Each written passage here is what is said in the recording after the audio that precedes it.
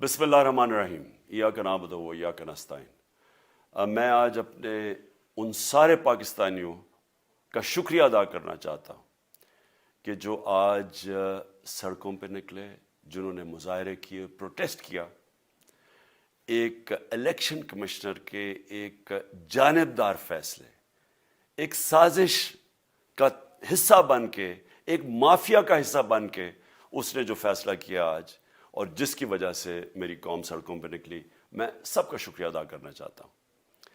پہلے تو میں اپنی قوم کے سامنے یہ رکھنا چاہتا ہوں یہ کیا فیصلہ ہے، یعنی یہ توشہ خانہ کیا چیز ہے؟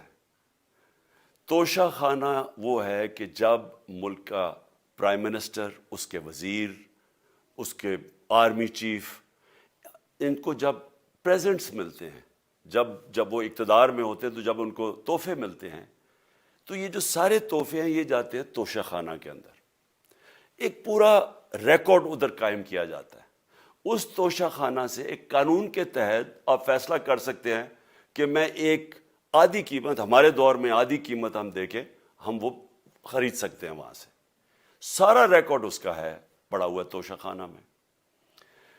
تو یہ جو کیس اس نے کیا ہے، یہ جو کیس کے اوپر فیصلہ دیا ہے، میں آپ ساری قوم کے سامنے اب یہ کہنا چاہتا ہوں کہ جب بھی، اور انشاءاللہ ہم اب جا رہے ہیں عدالت میں آج سب کے سامنے کہنا چاہتا ہوں کہ یہ عدالت کے اندر کیس جائے گا اور اس میں ایک چیز غیر قانونی نہیں نکلے گی، کیونکہ سارا ریکارڈ اویلیبل ہے۔ اور جنہوں نے قانون توڑا ہے، توشہ خانہ کا قانون کس نے توڑا ہے؟ آصف زرداری نے اور نواز شریف نے۔ کیسے توڑا ہے؟ انہوں نے 4 مہنگی گاڑیاں اس توشہ خانہ سے نکالی ہے۔ قانون یہ کہتا ہے کہ آپ گاڑیاں نہیں نکال سکتے، مجھے بھی ملی تھی۔ تو ان کے کیس تو سنے نہیں، ان کے 10 سال سے کیس پڑے ہوئے جو انہوں نے یہ گاڑیاں غیر قانونی طور پہ نکالی تھی۔ اور وہ جو کہ سارے میرے وکیل نے آج قوم کے سامنے بتایا کہ سارا ریکارڈ اویلیبل ہے، اس کے اوپر اس نے یہ فیصلہ کیا۔ تو پہلے تو ہم جائیں گے انشاءاللہ عدالت میں، لیکن میں اس الیکشن کمیشن کے اوپر اپنی قوم کے سامنے اس کا ذرا اصلیت رکھنا چاہتا ہوں۔ یہ وہ آدمی ہے جو پچھلے 2.5 سال سے ہمارے خلاف فیصلے دے رہا ہے۔ 8 یا 9 دفعہ اس نے ہمارے خلاف فیصلہ دیا، ہم عدالت میں گئے اور عدالت نے اس کے فیصلے اوور ٹرن کر کے ہمارے حق میں فیصلے دیے، کیونکہ اس کے جو فیصلے تھے وہ غیر جانبدار نہیں تھے۔ ہم ای وی ایم مشینز کے اوپر کوشش کرتے رہے کہ اس ملک میں صاف اور شفاف الیکشن ہو، 2 سال کوشش کرتے رہے۔ اس الیکشن کمیشن نے پیپلز پارٹی اور نون لیگ کے ساتھ مل کے وہ نہیں ہونے دیا۔ ہم نے عدالت میں گئے کہ جو سینٹ کے اندر پیسہ چلتا ہے، سینٹ کے الیکشنز کے اندر، کہ وہ ووٹ ویریفائبل ہونی چاہیے، یعنی لوگوں کو پتہ ہونا چاہیے کہ آپ کے ایم پی کدھر ووٹ ڈال رہے ہیں۔ ہم سپریم کورٹ میں گئے، سپریم کورٹ میں اجازت دے دی کہ ووٹ ویریفائبل ہونی چاہیے، اس نے روک دی۔ اس کے بعد یوسف رضا گیلانی کا بیٹا پیسے دیتے ہوئے پکڑا گیا ووٹ خریدتے ہوئے، اس نے کوئی ایکشن نہیں لیا۔ یہ اس نے جب ہمارا یہ ابھی جو آڈیو لیکس ہوئی ہے، اس کے اندر کیا چیز آئی ہے سامنے؟ آڈیو لیکس میں یہ سامنے آئی کہ نون لیگ کے ساتھ بیٹھ کے یہ فیصلے کر رہا تھا کہ کون سے حلقے ہمارے کمزور ہیں اور کدھر پی ڈی ایم کی ووٹ جو تھی ہمارے حلقوں سے دگنی تھی۔ اس نے ان کے ساتھ بیٹھ کے فیصلے کیے۔ یہ جو ابھی حال ہی میں الیکشن ہوئے ہیں، اسی الیکشن کمیشن ہے، اس نے پہلے بھی جب پنجاب کے بائی الیکشن ہوئے تب بھی پوری الیکشن کمیشن کی مشینری نے ان کی مدد کی، اور اس کے گورنمنٹ بھی پنجاب میں انہی کی تھی، گورنمنٹ کی مشینری نے بھی پوری مدد کی۔ اس کے باوجود دونوں دفعہ یہ الیکشن ہار گئے، اور الیکشن اس لیے ہارے کہ پاکستان کی قوم ان کو ریجیکٹ کر بیٹھی ہے، اور اللہ کا شکر ادا کرتا ہوں ہمارے ساتھ کھڑی ہے۔ جب ہماری گورنمنٹ گئی تب سے یہ مافیا کوشش کر رہا ہے کہ تحریک انصاف کو ختم کرنے کی۔ پہلے تو انہوں نے گورنمنٹ گرائی بیرونی سازش، پھر انہوں نے کروڑ روپیہ خرچ کیا، 20 یا 25 کروڑ روپے کی ووٹیں خریدی، لوگوں کو لوٹا بنایا، ہماری گورنمنٹ گرائی۔ اس کے بعد جب ہم نے مظاہرہ کیا، پرامن مظاہرہ، آئین اور قانون میں رہتے ہوئے، ہمیں آئین اجازت دیتا ہے پرامن احتجاج کرنے کی، ہم نے پرامن احتجاج کرنا تھا۔ انہوں نے جس طرح ایک بیرونی جو آج بھی وہ سائفر اویلیبل ہے جس میں واضح ہے کہ ان کو باہر سے مل کے انہوں نے ایک گورنمنٹ گرائی تھی. سب کو پتہ ہے سندھ ہاؤس میں 20 25 کروڑ روپیہ چلا اور گورنمنٹ انہوں نے گرائی. اس کے اوپر مظاہرہ ہم نے کیا 25 مئی کو. انہوں نے جس طرح کا ظلم و تشدد کیا ہمارے اوپر پاکستان کی تاریخ میں ایسے کبھی نہیں ہوا.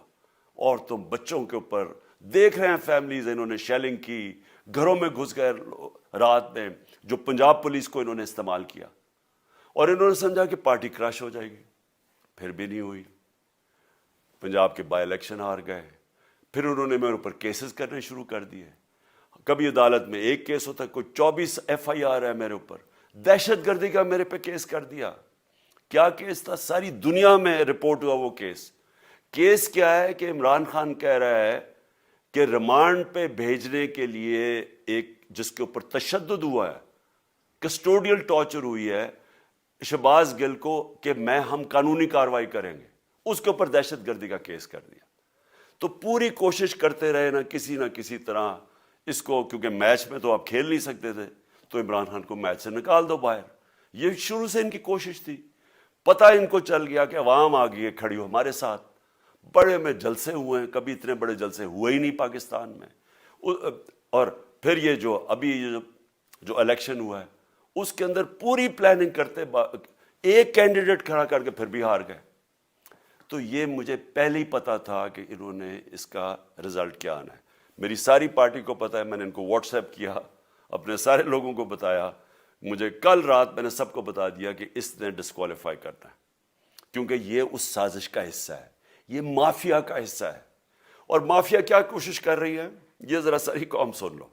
جو پاکستان کی سب سے بڑی پارٹی ہے, جو فیڈرل پارٹی ہے, باقی پارٹیز تو اب صوبائی پارٹیز رہ گئی ہیں, چھوٹی سکڑ کے ہو گئی ہیں فیملی پارٹیز. جو سارے ملک کے اندر ایک فیڈرل پارٹی ہے, اس کو ختم کرنے کی کوشش کر رہے ہیں. اور یہ میں پھر سے اس ملک کی تکلیف دے جو ہمارا تاریخ کا حصہ تھا, جب ایسٹ پاکستان ہمارے سے علیحدہ ہوا, کیا ہوا تھا؟ جو پارٹی کو سب سے بڑا مینڈیٹ ملا, اسی پارٹی کو ختم کرنے کی کوشش کی. ملک کا جو ہوا وہ تاریخ کا حصہ ہے. یہ پھر کوشش کر رہے ہیں کہ ایک پارٹی جو ساری فیڈریشن کو اکٹھا رکھ سکتی ہے, اسی پارٹی کو ختم کرنے کی کوشش کر رہے ہیں کہ جناب عمران خان کو کسی طرح ڈسکوالیفائی کریں اور پھر الیکشن ہو. اور پھر مجھے اور نواز شریف کو ایک ہی طرح دکھایا جا رہا ہے کہ اچھا جی عمران خان بھی ڈسکوالیفائی ہو گیا تو نواز شریف بھی ہو گیا. نواز شریف اس ملک کا بڑا مجرم ہے. 30 سال سے چوری کر رہا ہے اس ملک کا پیسہ باہر. بڑے بڑے محلات ہیں اس کے اور اس کے بچوں کے باہر. ایک رسید نہیں دکھا سکتا کہ پیسہ کدھر سے آیا. میں نے کرکٹ کھیلتا تھا تو میں نے ایک فلیٹ خریدا. میں تو پبلک آفس ہولڈر بھی نہیں تھا. 34-35 سال پہلے میں نے فلیٹ خریدا جب کرکٹ کھیلتا تھا.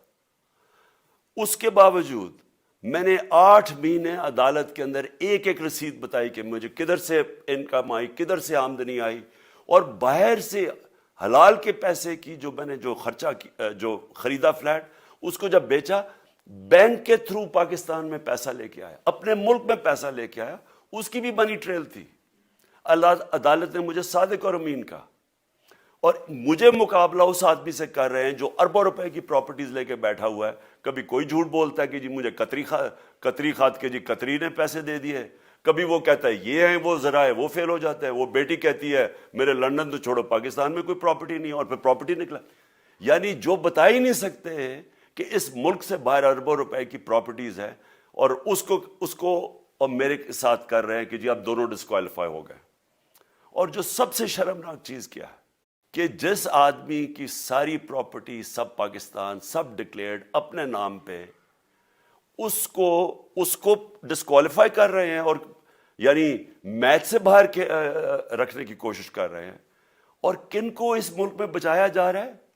اس ملک کے بڑے بڑے مجرم جن کے اوپر اربوں روپے کے کیسز ہیں, وہ آ کے پہلے تو ان کو سازش کے تحت ملک پہ بٹھایا جاتا ہے, پھر وہ قانون اسمبلی میں بیٹھ کے نیب کا قانون چینج کرتے ہیں اور 1100 ارب روپے اپنا معاف کروا لیتے ہیں. قوم جب نیچے پسی ہوئی ہے آج مہنگائی میں، بے روزگاری میں، 6 مہینے میں انہوں نے ملک کدھر سے کدھر پہنچا دیا ہے. آج دنیا کہہ رہی ہے کہ پاکستان قرضے نہیں اپنے واپس کر سکتا، ہمارے بانڈز کریش کر گئے ہیں، ہماری انڈسٹری نیچے جا رہی ہے، ہمارا فورن جو پاکستان میں ڈالرز آنے تھے ایکسپورٹس بھی نیچے جا رہی ہیں، ریمیٹنس بھی نیچے جا رہی ہے، ملک کی دولت کم ہو رہی ہے، گروتھ ریٹ نیچے چلی گئی ہے، کسان علیحدہ سڑکوں پہ نکلے ہوئے ہیں، ٹیکسٹائل انڈسٹری وہ 20% بند ہو گئی ہے. 6 مہینے میں وہ پاکستان کو یہاں لے کے آئے ہیں اور اپنے صرف پیسے بچا رہے ہیں، صرف آ کے اپنی چوری بچا رہے ہیں. اور جو آدمی 26 سال سے سٹرگل کر رہے ہیں اس ملک میں، قانون کی بالادستی ہو، انصاف ہو، احتساب ہو، اس کے اوپر کیسز کر رہے ہیں اس طرح کے، صرف اور صرف میرا منہ بند کرنے کے لیے. میں آج اپنی ساری قوم کے سامنے یہ آپ سب کے سامنے یہ وعدہ کرتا ہوں کہ میری جتنی بھی زندگی ہے وہ ان چوروں کا مقابلہ کرنے کے لیے. میں اس کو سیاست نہیں سمجھتا، میں اس کو جہاد سمجھتا ہوں.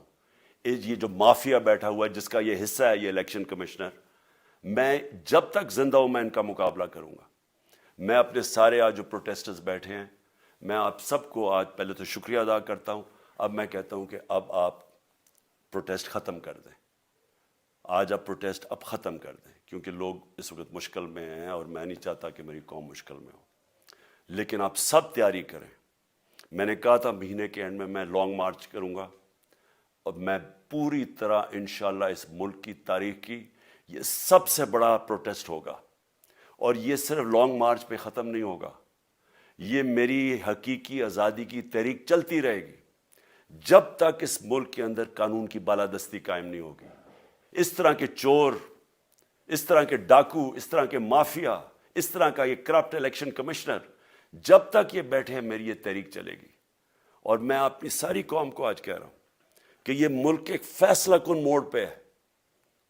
اگر ہم جو اللہ کا حکم ہے کہ ظلم اور ناانصافی کے سامنے کھڑے ہو، جہاد کرو، اللہ کا حکم ہے امر بالمعروف، اچھائی کے ساتھ کھڑے ہو اور اس طرح کے چوروں کے خلاف کھڑے ہو، جب تک ہم قوم اس فیصلہ کن وقت پہ اب جدوجہد کرنے کے لیے تیاری نہیں کریں گے، ہم ان چوروں سے اپنی جان نہیں چھڑا سکیں گے. جہاد اللہ نے ہمارے پہ فرض اس لیے کیا ہے کہ جب ہم ظلم کا مقابلہ کرتے ہیں اپنی بہتری کرتے ہیں، ظلم کم ہو جاتا ہے.